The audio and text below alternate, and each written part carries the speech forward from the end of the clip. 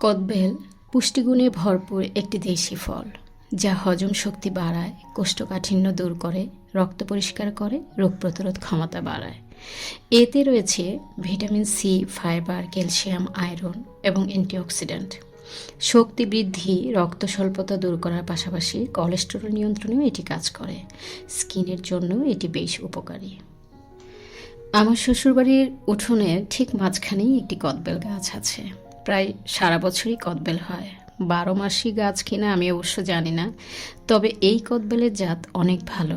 আমি অন্যান্য গাছেরও কদবেল খেয়েছি, তবে এটি আমার কাছে বেশি ভালো লেগেছে।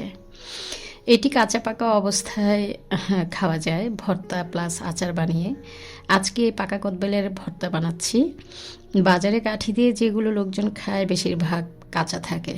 নতুন অবস্থায় অনেকেই পাকা কদবেলকে চেনে না, তারা ভেতরে যখন কালো হয়ে যায় তখন এটিকে নষ্ট ভাবে এবং ফেলে দেয়। প্রথম প্রথম আমি এটি যখন আমার আত্মীয় স্বজন ও প্রতিবেশীকে দিয়েছে, ওনারা বেশিরভাগ ফেলে দিয়েছে। এখন অবশ্য অনেকেই জানে, কারণ এখন কদবেল গাছ বেশ প্রচলিত এবং সবখানেই অ্যাভেলেবেল। আজকে আমি পাকা কদবেলের ভর্তা বানানোর জন্য কাঁচামরিচ কুচি, পেঁয়াজ কুচি, লবণ, চিনি, বিট লবণ, সামান্য সাদা কালো গোলমরিচের গুঁড়ো আর সরিষার তেল নিয়ে নিয়েছি। তো এগুলো একসাথে মিক্স করে আপনি ভর্তা সহজে বানিয়ে নিতে পারেন। খুবই সহজ একটা রেসিপি, তবে কেউ চাইলে চিনি অ্যাভয়েড করতে পারেন। আমার মতে চিনি একটু অ্যাড করলে এই ভর্তার স্বাদটা বহু গুণে বেড়ে যায়।